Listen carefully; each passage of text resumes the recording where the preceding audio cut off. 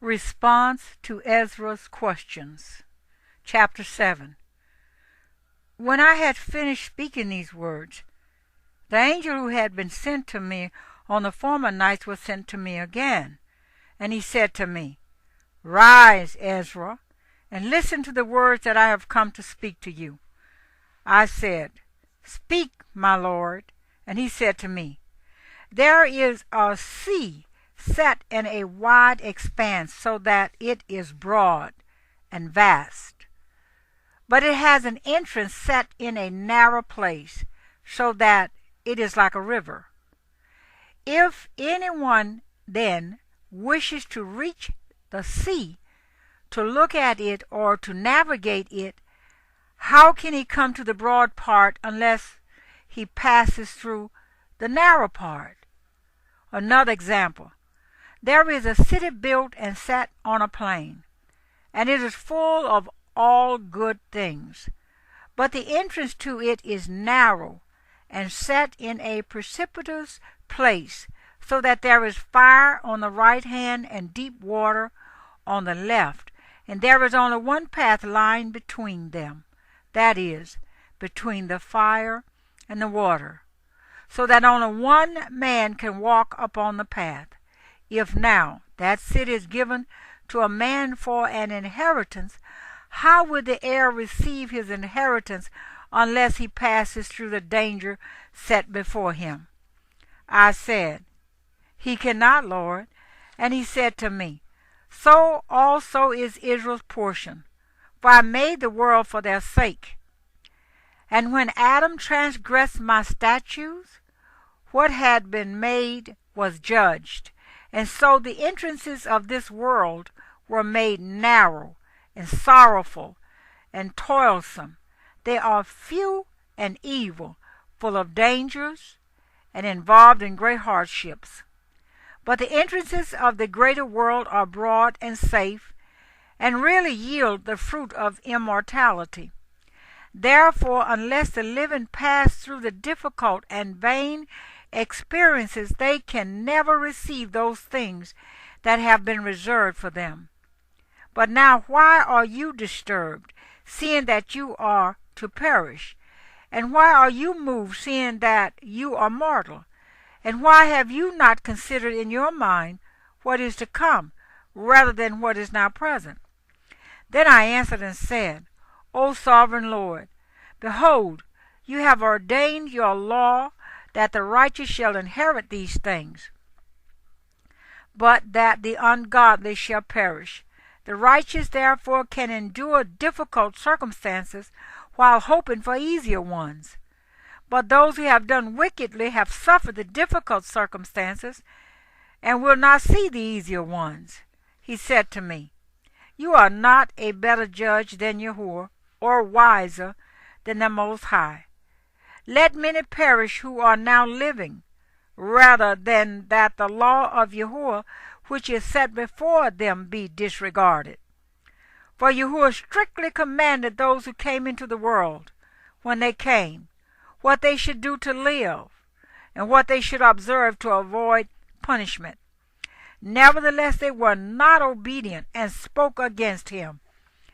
They devised for themselves vain thoughts, and proposed to themselves wicked frauds. They even declared that the Most High does not exist, and they ignored his ways. They scorned his law and denied his covenants. They have been unfaithful to his statutes and have not performed his works.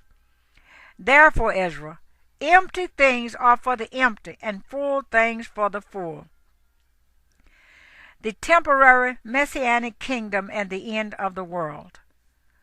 For behold, the time will come when the signs which I have foretold to you will come to pass. The city which now is not seen shall appear, and the land which now is hidden shall be disclosed. And everyone who has been delivered from the evils that I have foretold shall see my wonders. For my Son, the Messiah, shall be revealed with those who are with him.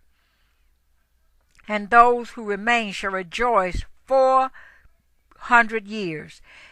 And after these years my son the Messiah shall die, and all who draw human breath, and the world shall be turned back to primeval silence for 7 days, as it was at the first beginnings, so that no one shall be left. And after 7 days the world which is not yet awake shall be roused, and that which is corruptible shall perish. And the earth shall give up those who are asleep in it, and the chambers shall give up the souls which have been committed to them. And the Most High shall be revealed upon the seat of judgment, and compassion shall pass away, and patience shall be withdrawn. But judgment alone shall remain. Truth shall stand, and faithfulness shall grow strong, and recompense shall follow, and the reward shall be manifested. Righteous deeds shall awake, and unrighteous deeds shall not sleep. Then the pit of torment shall appear, and opposite it shall be the place of rest.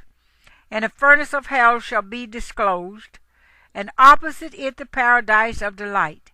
Then the Most High will say to the nations that have been raised from the dead, Look now, and understand whom you have denied, whom you have not served, whose commandments you have despised. Look on this side and on that. Here are delight and rest, and there are fire and torments. Thus he will speak to them on the day of judgment, a day that has no sun, or moon, or stars, or cloud, or thunder, or lightning, or wind, or water, or air, or darkness, or evening, or morning, or summer, or spring, or heat, or winter, or frost, or cold, or hail, or rain, or dew, or moon, or night, or dawn, or shining, or brightness, or light, but only the splendor of the glory of the Most High, by which all shall see what has been determined for them. For it will last for about a week of years. This is my judgment, and its prescribed order, and to you alone have I shown these things. The small number of the saved. I answered and said, O sovereign Yahuwah, I said then, and I say now, Blessed are those who are alive and keep your commandments. But what of those for whom I prayed? For who among the living is there that has not sinned? Or who among men that has not transgressed your covenant? And now I see that the world to come will bring delight to few, but torments to many. For an evil heart has grown up in us, which has alienated us from Yahuwah, and has brought us into corruption and the ways of death, and has shown us the paths of perdition, and removed us far from life, and that not just a few of us, but almost all who have been created. He answered me and said, Listen to me, Ezra, and I will instruct you, and will admonish you yet again. For this reason the Most High has made not one world, but two. For whereas you have said that the righteous are not many, but few, while the ungodly abound, hear the explanation for this. If you have just a few precious stones, will you add to them lead and clay? I said, Lord, how could that be? And he said to me, Not only that, but ask the earth, and she will tell you. Defer to her, and she will declare it to you. Say to her, You produce gold and silver and brass, and also iron and lead and clay. But silver is more abundant than gold, and brass than silver, and iron than brass, and lead than iron, and clay than lead. Judge therefore which things are precious and desirable, those that are abundant or those that are rare. I said, O sovereign Yahuwah, what is plentiful is of less worth, but what is more rare is more precious. He answered me and said, Weigh within yourself what you have thought, for he who has what is hard to get rejoices more than he who has what is plentiful. So also will be the judgment which I have promised, for I will rejoice over the few who shall be saved, because it is they who have made my glory to prevail now, and through them my name has now been honored.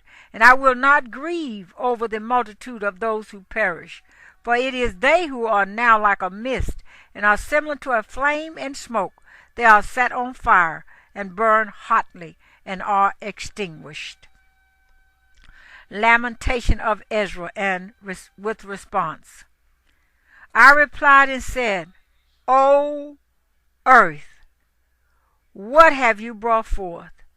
If the mind is made out of the dust like the other created things, for it would have been better if the dust itself had not been born, so that the mind might not have been made from it. But now the mind grows with us, and therefore we are tormented because we perish and know it. Let the human race lament, but let the beasts of the field be glad. Let all who have been born lament, but let the four-footed beasts and the flocks rejoice. For it is much better with them than with us. For they do not look for a judgment, nor do they know of any torment or salvation promised to them after death. For what does it profit us that we shall be preserved alive, but cruelly tormented? For all who have been born are involved in iniquities, and are full of sins, and burdened with transgressions. And if we were not to come into judgment after death, perhaps it would have been better for us. He answered me and said, When the Most High made the world, and Adam, and all who have come from him, he first prepared the judgment, and the things that pertain to the judgment. And now understand from your own words, for you have said that the mind grows with us. For this reason, therefore, those who dwell on earth shall be tormented, because though they had understanding, they committed iniquity. And though they received the commandments, they did not keep them. And though they obtained the law, they dealt unfaithfully with what they received. What then will they have to say in the judgment, or how will they answer in the last times? For how long the time is that the Most High has been patient with those who inhabit the world, and not for their sake, but because of the times which he has foreordained. The state of the departed before the judgment.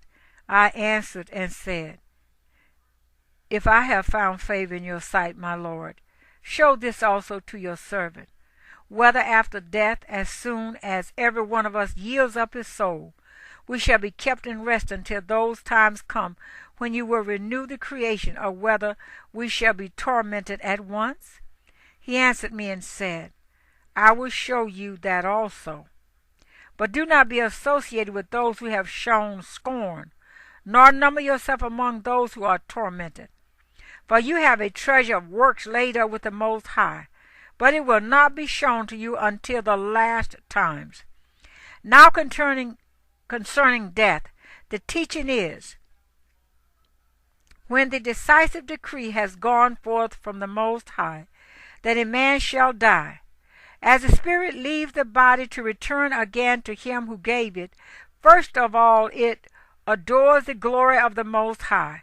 And if it is one of those who have shown scorn, and have not kept the way of the Most High, and who have despised his law, and who have hated those who fear Yahuwah, such spirits shall not enter into habitations, but shall immediately wander about in torments, ever grieving and sad, in 7 ways.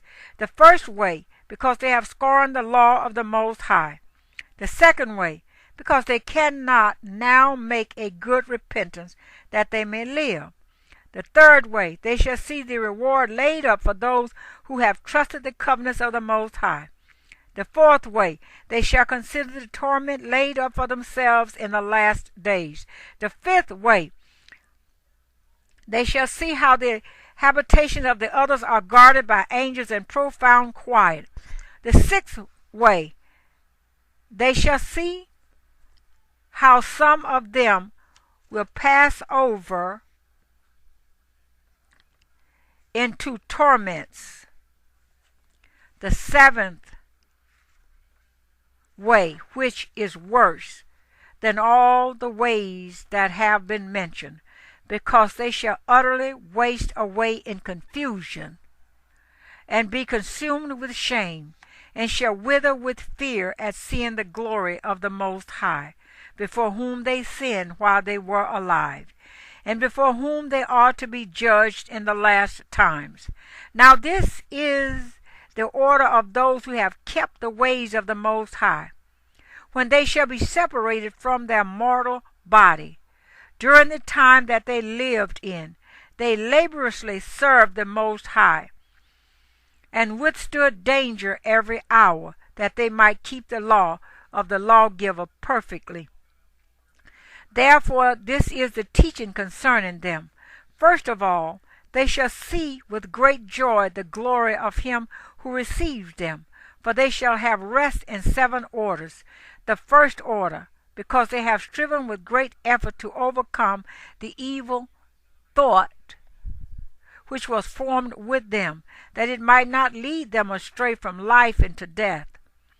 The second order, because they see the perplexity in which the souls of the ungodly wander, and the punishment that waits them. The third order, they see the witness which he who formed them bears concerning them. That which they were, they kept the law which was given them in trust. The fourth order, they understand the rest which they now enjoy, being gathered into their chambers and guarded by angels in profound quiet, and the glory which awaits them in the last days. The fifth order, they rejoice that they have now escaped what is mortal, and shall inherit what is to come. And besides, they see the straits and toil from which they have been delivered, and the spacious liberty which they are to receive and enjoy in immortality. The sixth order, when it is shown to them how their face is to shine like the sun, and how they are to be made like the light of the stars, being incorruptible from then on. The seventh order, which is greater than all that have been mentioned, because they shall rejoice with boldness, and shall be confident without confusion, and shall be glad without fear.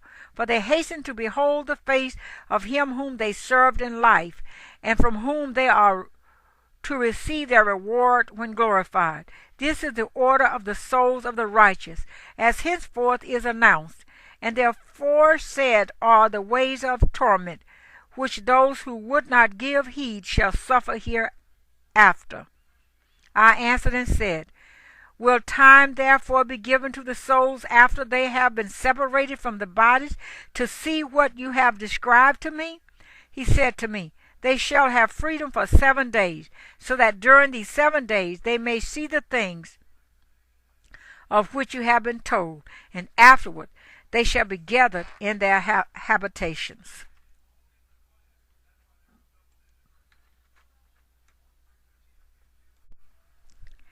May the righteous intercede for the ungodly? I answered and said, If I have found favor in your sight, show further to me, your servant, whether on the day of judgment the righteous will be able to intercede for the ungodly, or to entreat the Most High for them. Fathers for sons, or sons for parents, brothers for brothers, relatives for their kinsmen, or friends for those who are most dear. He answered me and said, Since you have found favor in my sight, I will show you this also. The day of judgment is decisive, and displays to all the seal of truth. Just as now a father does not send his son, or a son his father, or a master his servant, or a friend his dearest friend, to be ill, or sleep, or eat, or be healed in his stead. So no one shall ever pray for another on that day, neither shall anyone lay a burden on another, for then everyone shall bear his own righteousness or unrighteousness. I answered and said, How then do we find that first Abraham prayed for the people of Sodom, and Moses for our fathers who sinned in the desert, and Joshua after him for Israel in the days of Achan, and Samuel in the days of Saul, and David for the plague, and Solomon for those in the sanctuary, and Elijah for those who received the rain, and for the one who was dead that he might live, and Hezekiah for the people in the days of Sennacherib. And many others prayed for many. If therefore the righteous have prayed for the ungodly now, when corruption has increased and unrighteousness has multiplied, why will it not be so often as well? He answered me and said, This present world is not the end. The full glory does not abide in it. Therefore those who were strong prayed for the weak. But the day of judgment will be the end of this age and the beginning of the immortal age to come, in which corruption has passed away. Sinful indulgence has come to an end. Unbelief has been cut off, and righteousness has increased, and truth has appeared. Therefore no one will then be able to have mercy on him who has been condemned in the judgment, or to harm him who is victorious.